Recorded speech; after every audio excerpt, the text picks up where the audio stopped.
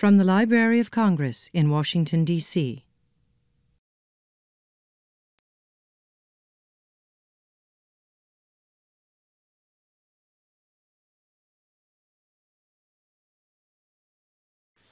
Greetings and welcome. I'm Libby Smigel, the dance curator in the music division, and I'm delighted to have all of you here at today's talk, which is titled Discovering Creative Connections, choreographer Erick Hawkins and composer Lucia Dlugoszewski. First, I want to introduce you to my co-presenter, Kate Doyle, a doctoral candidate in musicology at Case Western Reserve University.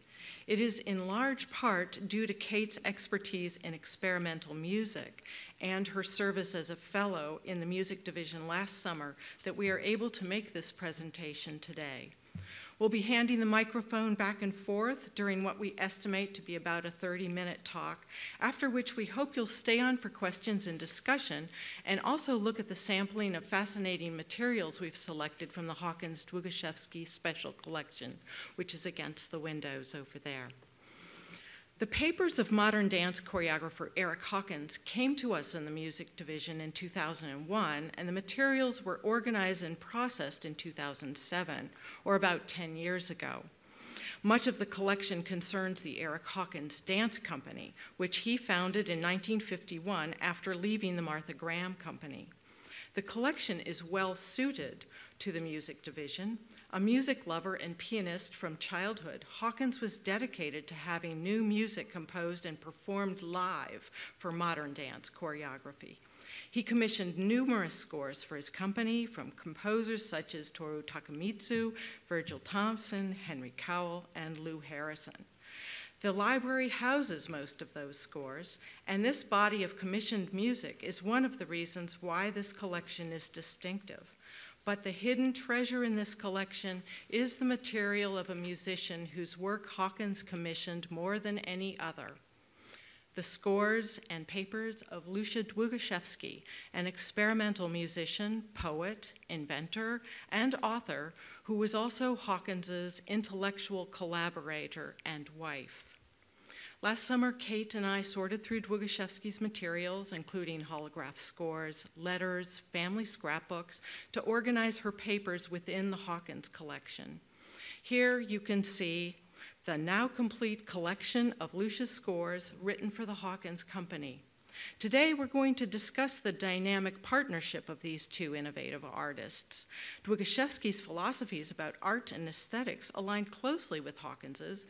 She saw a clarity, energy, and potency in his choreography, and she strove for these elements in her own writing and composing.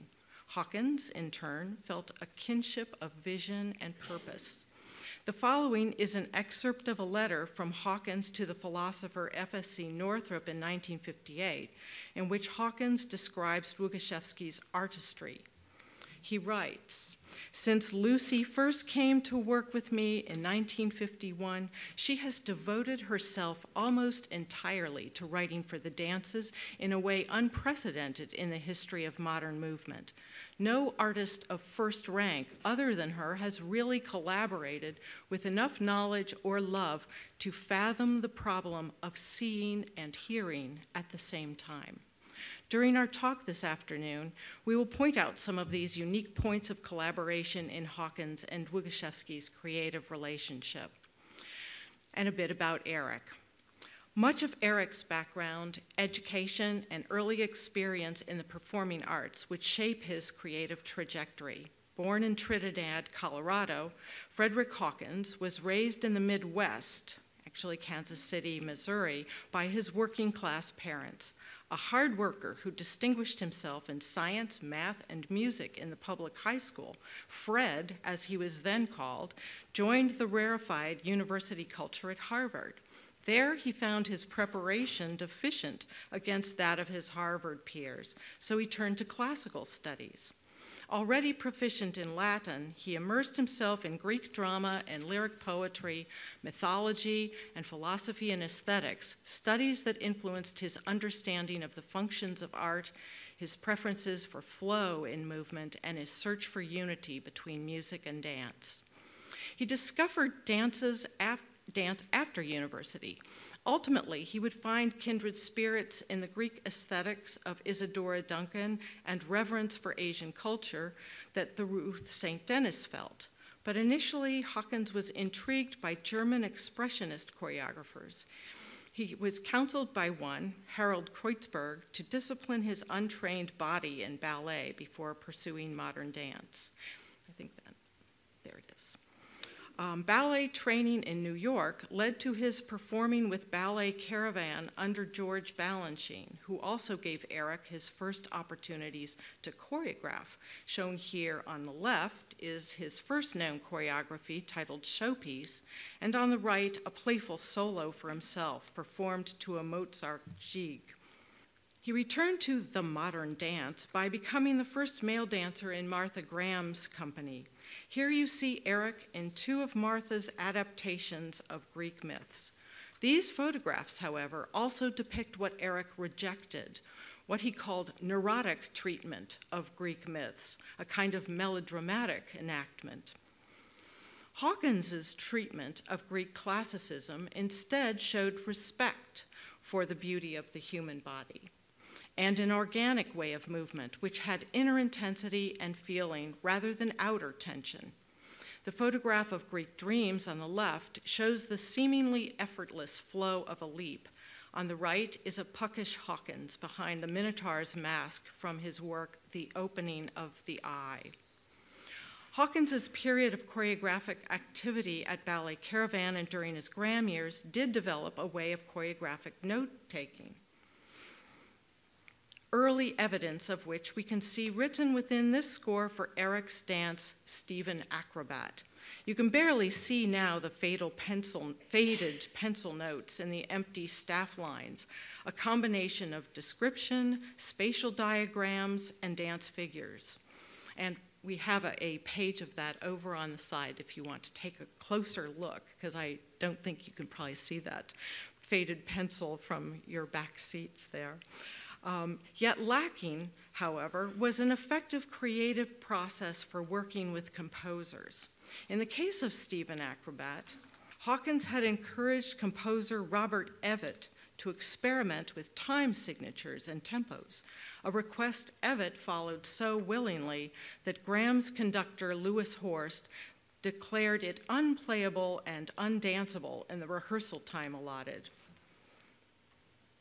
Evett reluctantly simplified the score to what he described as undistinguished, the harmony stock, the counterpoint non-existent, and etc., and on, concluding with this damning sentence.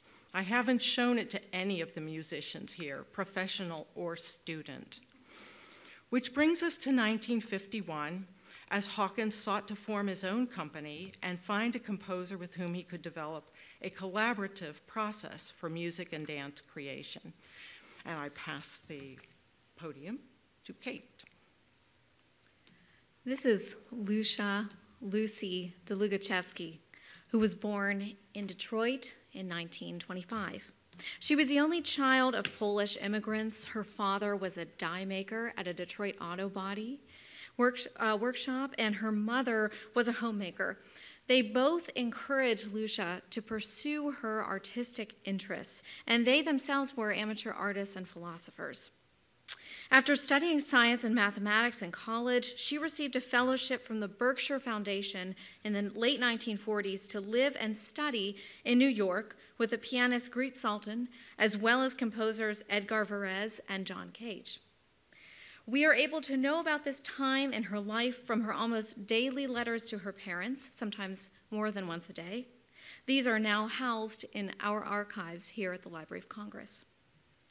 Here's an excerpt from one letter. It's difficult to see, but you can maybe notice that she's describing a birthday party that her roommate Mary threw for her. And she lists the attendees at the party, and they include Mary, Miss Sultan, that's Greet Sultan, John Cage, and Edgar Varese. These letters also reflect her developing philosophy about art and sound and her early experiment with found sound objects and composition. This is one of my favorite letters, And it's an excerpt from a letter to her father in which she explains the nature of her composition and defends why it is not reliant on beautiful melodies. She says, "It's just like it was for the people in Galileo's time, who always thought that the world was flat, and then he told them that the world was round." In 1950-1951, Dlugoszewski met Hawkins because his studio was next to her teacher, Greet Salton's space. And Salton recommended Dlugoszewski as an accompanist and composer for Hawkins' newly formed company. Here's another letter in which Lucia writes to her mother, describing an early interaction with Erick. Here she's saying that she's going to meet Hawkins and Martha Graham to work with them on a new piece. In another letter, she writes to her mother, she describes her growing friendship with Erick Hawkins, and she includes a picture of him. We don't have that picture, unfortunately, in our collection. We have a very early score of Dlugoszewski's from the first years of her companionship with Hawkins. They became fast friends, and they shared each other's contacts in the art world in New York City. This is one of those early scores. It's from about 1952. It was dedicated to their friends Mary and Ralph D'Orazio. That was Mary, Lucia's former roommate. Ralph D'Orazio was a sculptor in New York City, and they had a loft in which artists would come to perform. And this was a score to one of those performances. You can see here that she's using a variety of found instruments, including glass rolled on a frying pan, beans poured, silver dropped, water splashed, and crushed cellophane. This would not be the last time that Lucia used found or self-fashioned instruments to accommodate her unique sound. In fact, D'Orazio, the dedicatee of this piece, designed a number of percussion instruments specifically for Dlugoszewski to play. Some of them are featured in this photograph here. That is Lucia, and she's playing some of Ralph D'Orazio's instruments that he designed for her. After Dlugoszewski began composing for Hawkins, she did indeed devote herself almost entirely to his company. She was specifically attracted to his way of dancing and designing movement that enacted a present, vital theatrical experience. In 1963, she wrote, "In my experience, the most beautiful answers for theater came from Erick Hawkins because he asked the most beautiful questions, not only of movement and choreography and design, but also of music and sound. The elegance of his questions and the innocence of his answers made for a wonderful playfulness of theater that could challenge music for many decades. The transparent movement poetry of his theater demanded a sensitivity from sound that music seldom pursued." Dlugoszewski had been searching for such questions and answers regarding theater and sound herself, a quest that she describes in her Notes on New Music for the Dance, an essay written for Dance Observer in 1957. The Library of Congress holds an earlier version, a more complete draft of this essay. In the essay, she establishes that for her, music is a form of theater. She identifies Gertrude Stein as, quote, prophet of theater, end quote, because Stein identifies two important ideas. One, the conveyance of time and emotion via sight and sound rather than story and action. Two, temporal immediacy, or the idea of a theater happening and sensed only in the present and immediate moment. That is why Gertrude Stein theater is so exciting, Lucia says. It forces the instant by instant quality of making something happen before your eyes moment by moment, with a constant preclusion of image fixing, since each future instant is unpredictable. Just as Stein accomplishes this immediacy with image, then, Dlugoszewski sets out to do the same with sound. She's influenced by Eastern philosophy and poetry, which she says helps to promote this radical immediacy through its, quote, total commitment to the aesthetic component, to eros, to the dimension of aliveness and consciousness, end quote. She's also influenced by James Joyce's descriptions of epiphany, which she calls unexpected pure moments in which all time and consciousness is subsumed in one dynamic, immediate moment of sensation and being, end quote. For Dlugoszewski, Hawkins' choreography and artistic process accomplish all of these kinds of immediacy and clarity. She admires the way that Hawkins creates all of his choreography in silence, then works to incorporate sound. In her notes on new music for the dance, she writes, quote, "Modern dancers make beautiful use of the archaic position when they choose to search their own identities in silence before the sound is added. All of Erick Hawkins' choreography is composed this way." And when she says archaic position, she means an older kind of theater, one that embraces this kind of in-the-moment aesthetics. What underlines Hawkins' choreography, and indeed everything, Dlugoszewski says, is pulse. Heard or unheard, pulse is always there. Choreography, especially that of Hawkins's, makes use of this pulse because it comprises movement organized through time and metrical structure. Dlugoszewski calls the organizing principle of this pulse structure of the pulse, a kind of compositional baseline for his choreography and her works. The pulse creates a neutral and delicate ground upon which to build other sonic material, such as pitch, rhythm, and dynamic. All of these elements, Dlugoszewski writes, are juxtaposed against a backdrop of timbre. The building of musical material allows for the kind of immediacy that Dlugoszewski desired in her composition. As she writes, quote, "Music composed on the structure of the pulse is music that happens instant by instant on the ground of each pulse. And so each instant of hearing becomes momentarily the non-relative instant of sound poetry," end quote. So her music resides in and beyond time. Every pulse, with its accompanying sonic elements, should be able to exist as a work on its own, she says. She writes, quote, "Each pulse is separated from the rest by an envelope of timbre, so that each moment could be performed alone, could possibly qualify as the sudden instant." Former Hawkins dancers confirm that Dlugoszewski sat in Hawkins's rehearsals and took notes while his dancers danced at first in silence. Several pages of her notes that we hold here in the Library of Congress allow insight into the stage of Dlugoszewski's process. So you'll see here a number of notes from the piece Early Floating. And in this example, Dlugoszewski writes down metrical counts. Then later on, she applies subdivisions. And then finally, she starts building that composition by layering timbre and instrumentation. This way of composing, Dlugoszewski says, is the only one that allows for dance to exist in its own movement. She feels that, though connected to the music, the dance thrives as a theater all on its own, separate from the theater of the sound, and the beauty of the experience comes from the two theaters existing side by side in the immediate moment. The music is not superimposed on the dance, she insists, but rather works alongside it simultaneously, and in its most compelling instances, exists in radical juxtapositions. As you can see here, music took on a sort of spatial dimension for Dlugoszewski.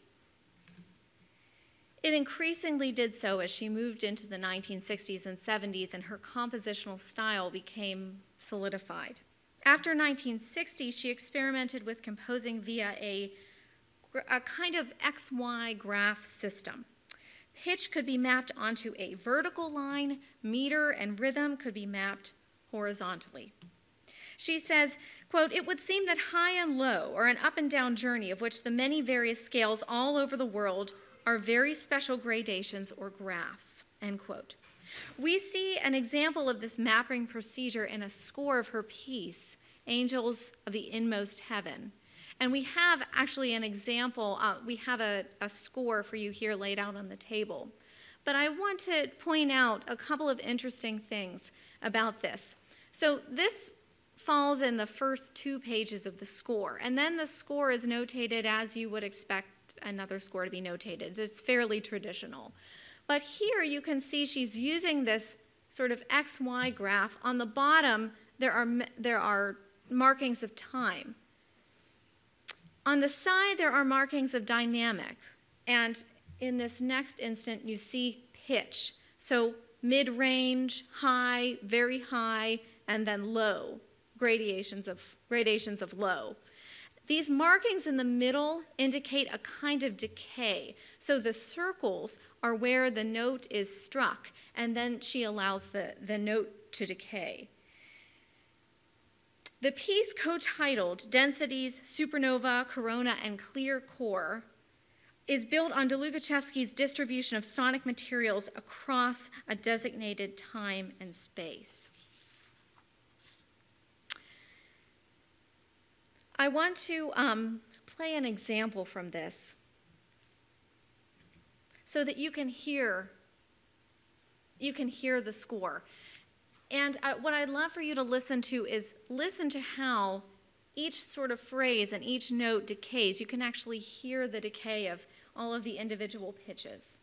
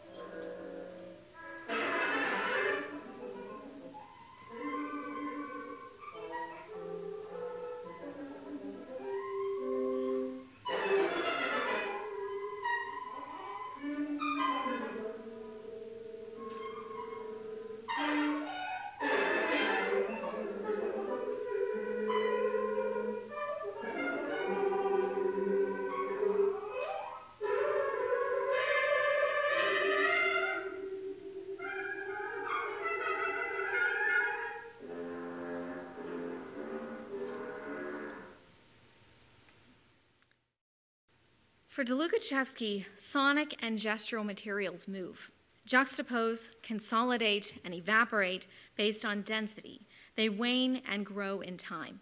In pieces such as Angels of the Inmost Heaven, the composer exploits a huge scale of timbral possibility, usually through stretching the limits of the instrumentalist to a maximum.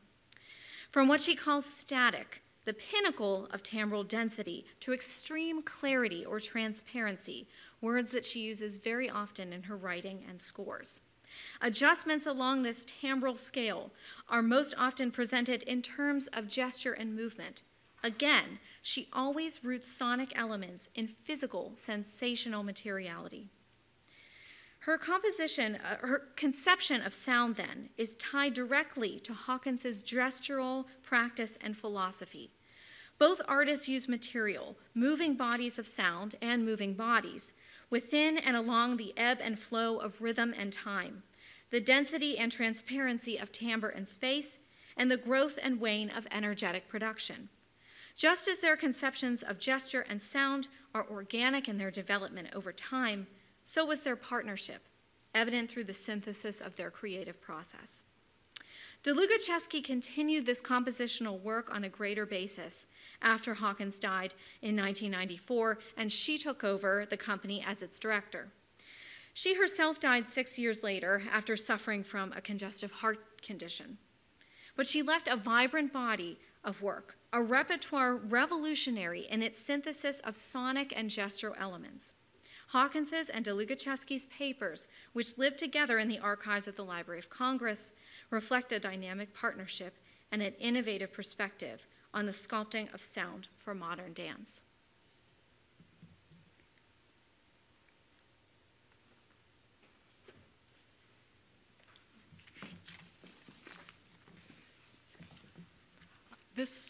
Thank you for being here, and this ends the formal component of our talk and discussion.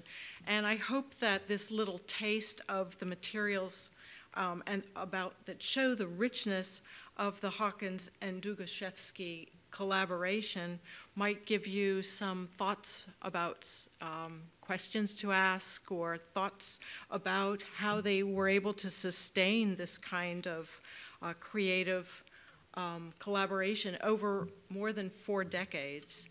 One thing to note, perhaps, is that Erick Hawkins was one of 3 male dancers who left the Martha Graham Company and branched out in a kind of rejection of the way of composing dances, the subject matter, the technique, the other 2 being Merce Cunningham and Paul Taylor.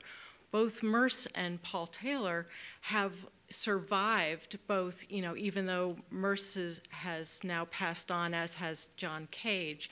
The repertory is being performed. Paul Taylor's company is still active.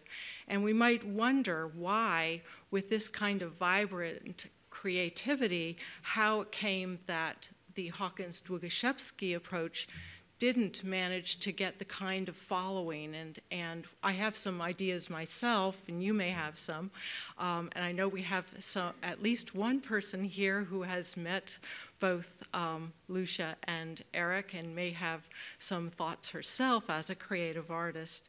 But it is unfortunate that this body of work is really not being celebrated or even taught often as part of dance history these days. And as far as Lucia's music, because Erick required that she not publish her scores, he didn't want to be beholden to the music publishing industry, charging unreachable amounts of money to perform what was really created for his company. As well, we may have the only reel-to-reel recordings which were used for rehearsals, as well as the scores themselves. And that in itself makes it more difficult for people to access it. But I'm hopeful that by the end of this summer, we'll have our finding aid online, so you can look further into what it is we have. This is just a small amount, and perhaps you have some comments or thoughts that you'd like to share.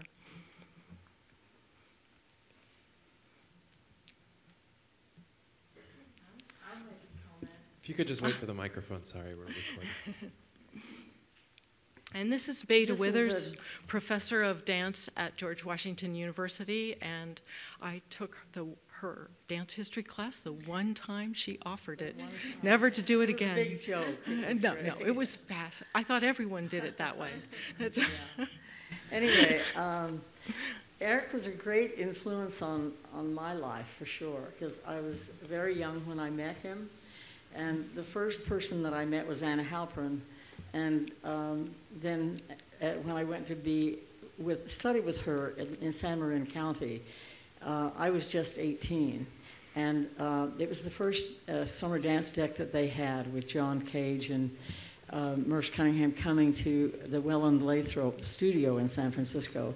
And then she was starting these to work on Lawrence Halpern.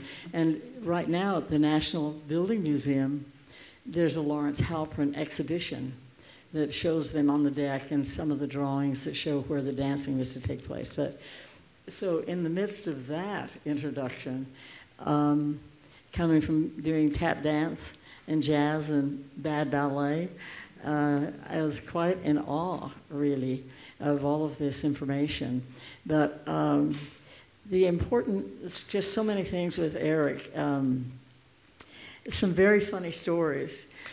He insisted that, of course, people didn't need to wear brassieres or shoes or anything else that would compromise the beauty of the human body. And he felt very strongly about that. And so one of the jokes that he and I had together was, he smoked. And I said, well, I'll give up my brassiere when you give up your cigarettes, if that's a good deal. I needed a brassiere. But his tremendous interest in nature and the human body as a gorgeous, beautiful instrument of life and passion.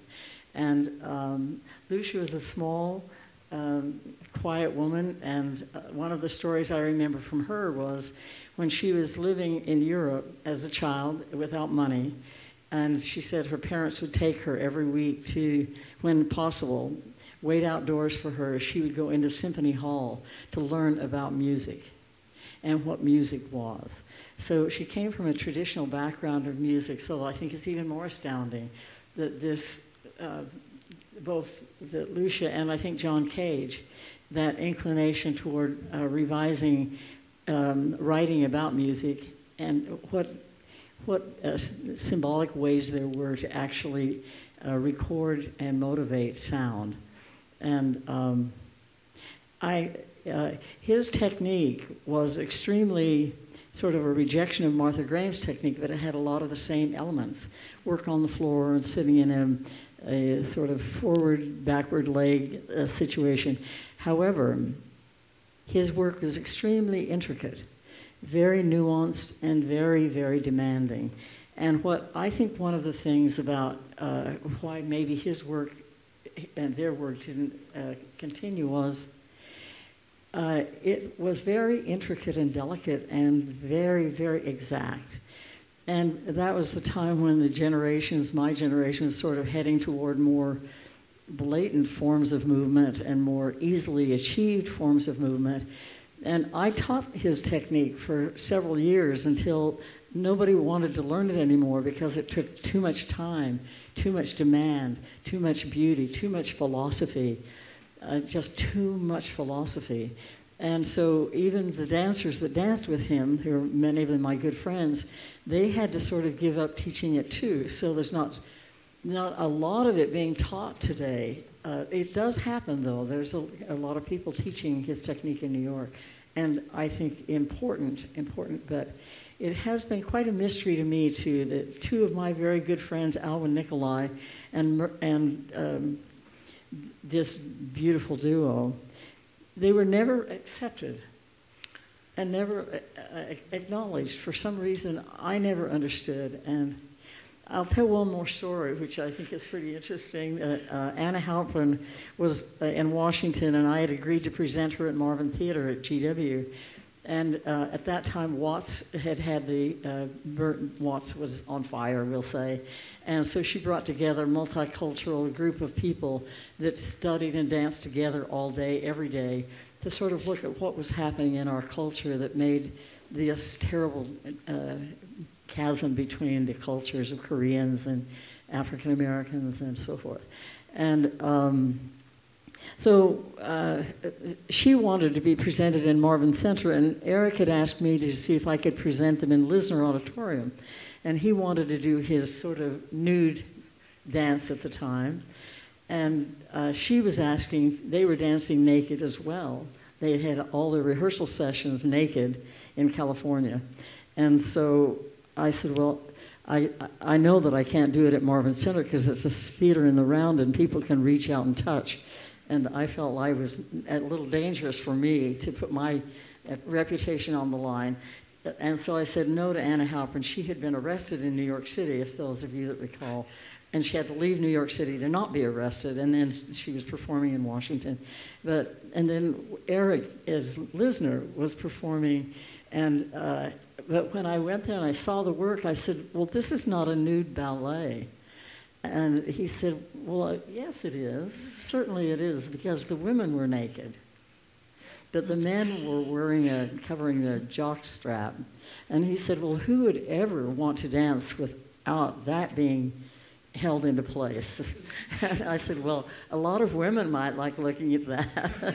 Maybe the men might not. But anyway, there are some wonderful stories, and really, Lucia, just watching her on stage, because she performed in a visible way. She taught me that. because I've had only live music for about 120 works that I've created, all music played live for the work, and that takes you to improvisational artists a lot, rather than people who do notation and so forth. But I think watching her on stage live while they were performing was so profoundly influenced my life that I always knew the musician needed to be seen so we could watch their movement and watch the concentration of their mind and the way they felt toward the performance. And she taught me that. And watching her was quite an incredible experience, honestly.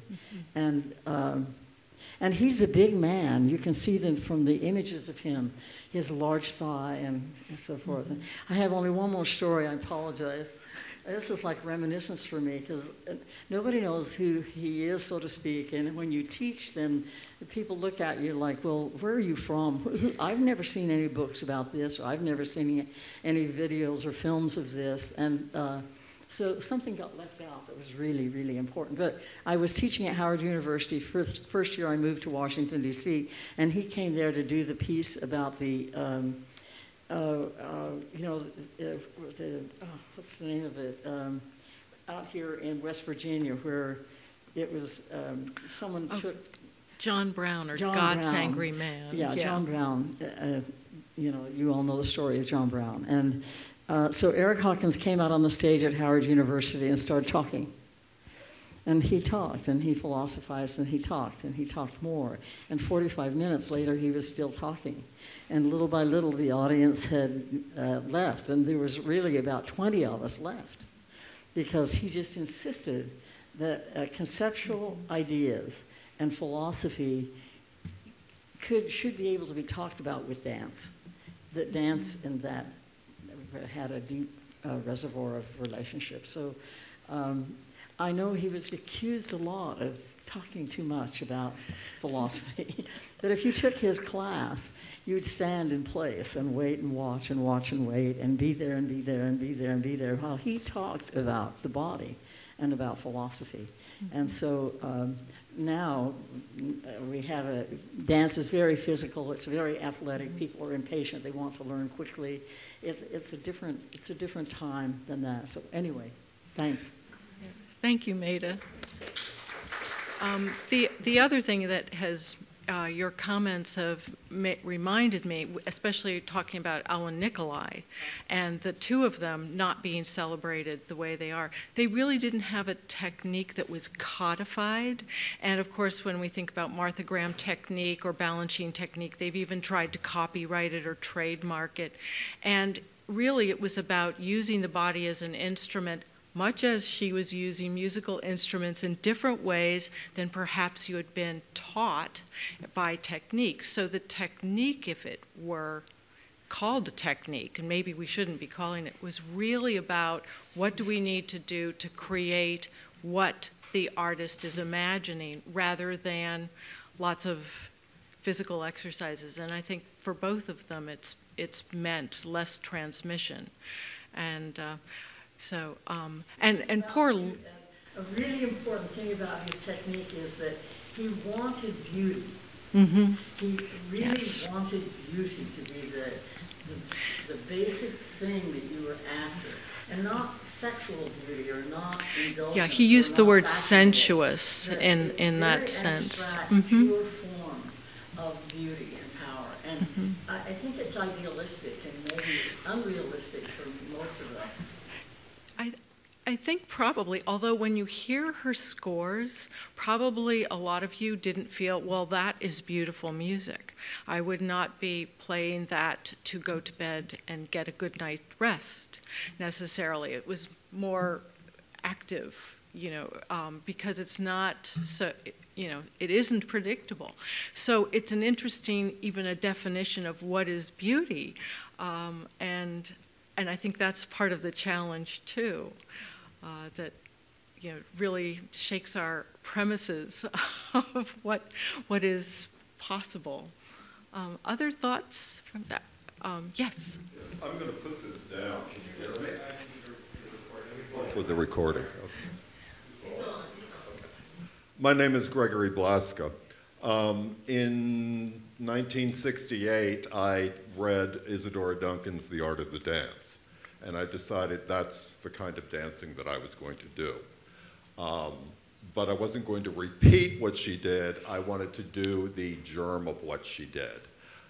Several years later, I was on a train with Carla Perlow up to the American Dance Festival, and I was trying to decide what kind of dancing I was going to do because Cunningham didn't fit the bill for me. Limon sort of did. And she said, well, you probably should do Lester Horton because you're so big. And she said, whatever you do, stay away from Erick Hawkins. So I thought, well, that's exactly what I'm going to go towards. And I read an essay he wrote, and the intelligence with which he wrote about Isadora Duncan's vision of transcendental eroticism in the body caught me. I went to study with Nancy Meehan for 2 years, and she was his partner early in the 60s. And then I went to study with Hawkins himself for 12 years at his studio and supplemented with Miriam Rosen's instruction at the University of Maryland. I have never done anything else. I refuse to subject my body to it. As a result, I was able to model the technique at the 92nd Street Y in New York in, let's see, it was in 2010, and I modeled until about a year ago, and I'm 61 years old. As a result of his tutelage, I have been able to dance for a very long time, and to actually better myself in my dancing. I'm dancing better than I did at 20 or 30 or 40. The body is certainly not in the same shape it was, but the spirit is there, and the body is actually willing. I owe a great debt to him for what he did, for the enormous amount of work he did. I'm sorry I missed the beginning of your discussion here, but he had a vision of the body which in America has always been difficult. America never accepted Isadora Duncan until after she died. These are people who were a little bit ahead of the game. He was low impact before low impact was talked about. He was dealing with biomechanics before it was talked about. He had a book which he used to quote from all the time, which is very interesting, called The Thinking Body by Mabel Ellsworth Todd, where you actually stood with the image of the dancer you wanted to be, and you saw yourself eventually become that.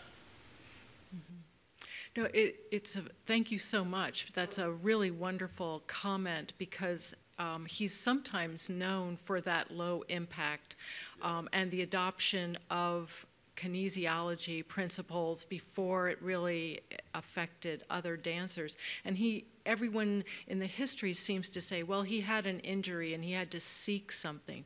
But it's so clearly aligned with a larger vision that, yes, it does mean that you've taken care of your Stradivarius so that you can dance or play it for your full life. And he also, though, was subjected sometimes to criticism, that his free-flowing leaps weren't those that are, we think of for Baryshnikov at his height or something, but... The body for him was a point of contemplation, a spiritual contemplation. That's what it was. And, you take that idea and go, yeah. There are only 3 people that are interested in that. Well, there are a few, because we have some here, which is fabulous. Thank you, Gregory. I have a question for you. I'm wondering just a bit more about the collection, with yes. in particular the notation. Transmission of these pieces, you mentioned that there's some standard notation and also mapping pitches differently and things like that. Maybe you could just speak a bit more about the different ways that information is both transmitted to the musicians and to the dancers and how that intersects.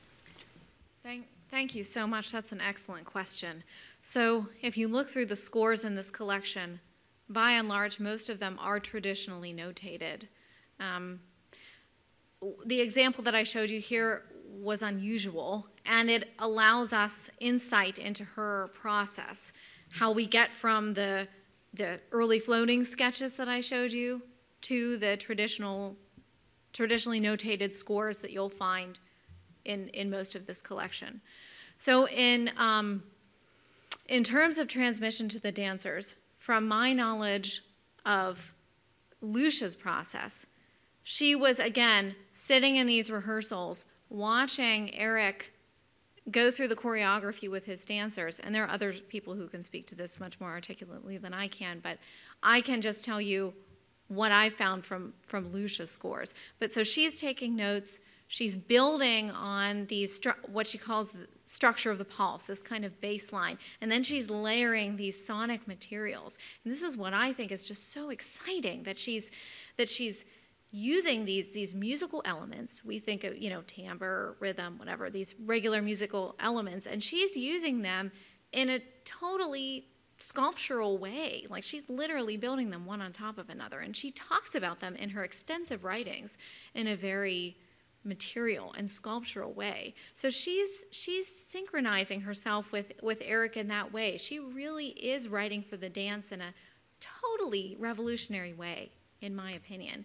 So, but back to your question about the scores, yes, most are end up being traditionally notated, but examples like this get us, as scholars, provide insight into that process. And also, they are heavily annotated. Initially, we see more choreographic notes or cues, but ultimately, as she's becoming more sophisticated in the way that she's preparing the scores, you'll see, put hairpin in mouth, these little cues where that there's something that's being prepared, sort of the notes to herself to make sure that that next special effect or density or timbre or whatever it is prepared. Yeah. She was active. I mean, what Maida said is very true, that she was almost choreographed in the sense that she had to be doing these other things. Yeah, and actually, so we have an example of one of the really valuable things about these scores and about this collection is that she performed, as Maida mentioned, she was on stage or close to the stage, and she performed. So some of these are her performance parts. So we have a part of hers, the piano part, which she called the timbre piano, which we did not have time to talk about today, but it was basically a kind of prepared piano, although it was sort of like a compilation of prepared piano plus sort of almost a found object sculpture, in which she was using things like jars and placing wild, unusual things, combs and things like that inside the piano. So we have one of her parts from Black Lake.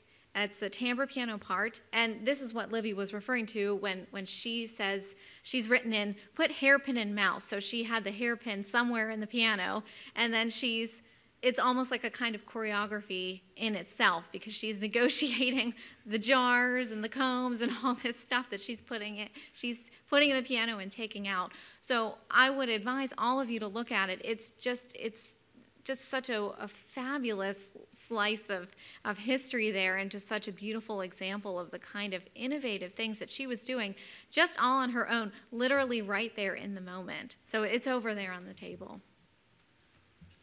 Did that answer most of your question, or did you also want to know about the choreographic notation?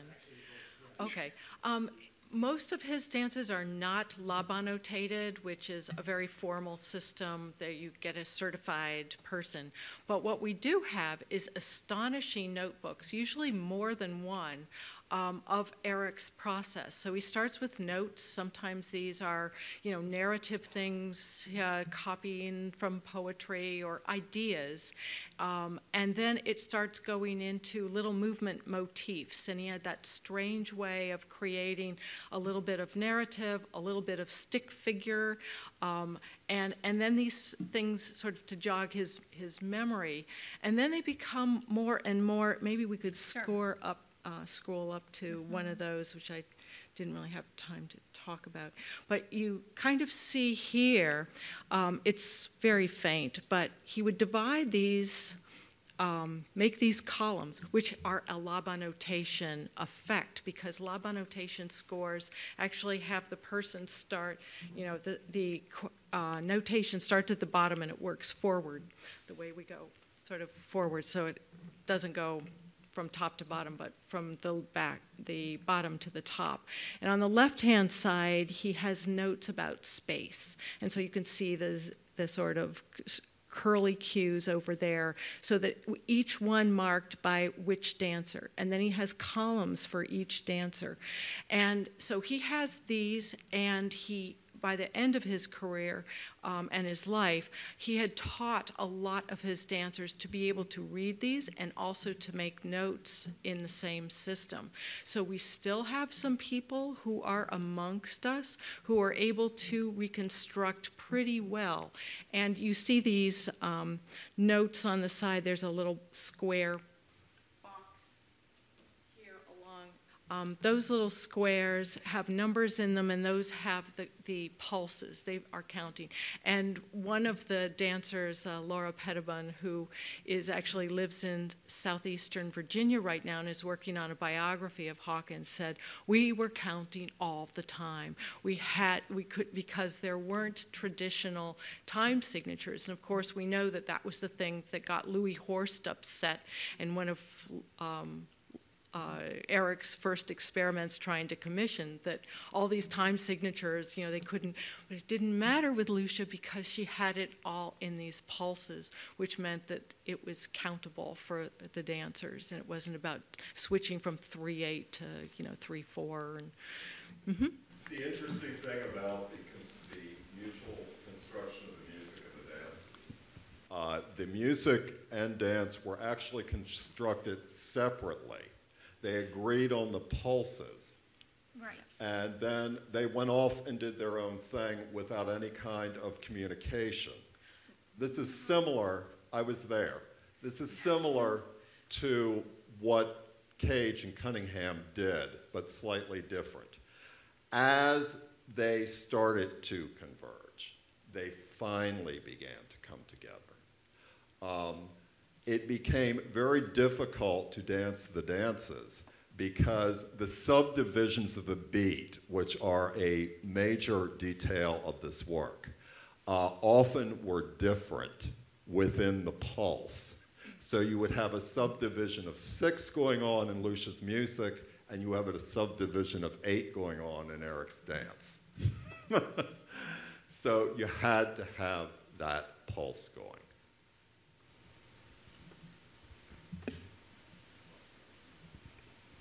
Time for one more, if anyone's got one.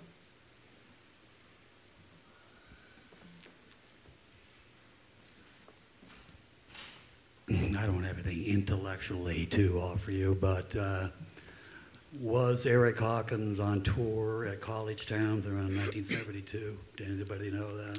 Yes, he, in the age of touring, the 60s and the 70s, it looks as though he was just, you know, going wherever he had an offer. I don't know how they all managed to stay awake and stay alive. That I actually saw Erick Hawkins in 1972 in my college town at Indiana University. And, very likely. If you gave me I saw this lecture today, my memory, you know, box came back and it had quite an impression. I can tell you what, just from a layman's point of view, the man was very muscular. The music was very, very bizarre at the time, in 1972. I have to tell you, sadly, people walked out, a lot of people walked out. I do recall him with trees being carted around the stage. And I do recall that the man had a very muscular body. And thank you. That's my Erick and Hawkins if you story. let me know how to contact you. I've been organizing the programs, and that's where I saw I don't know what small college he hadn't performed at. He had such support.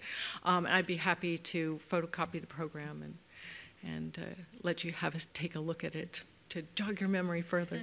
But you also mentioned the trees, and nature was a huge influence on both Lucia, whose mother was a gardener, and we have Lucia's mother's scrapbook, and also Erick, because he loved the Southwest states. He had grown, originally been in Colorado, and of course, studying classics and others. There is a very important sort of spiritual connection to nature as well. And so they were making masks and, dancing the giant squash and all sorts of very piquant ideas. Thank you.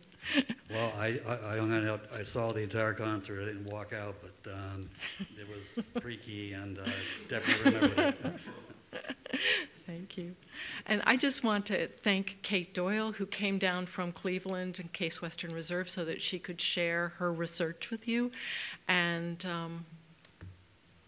thank you very much for coming. And if you have a few minutes to see the exhibits here, that would be delightful. Thank you.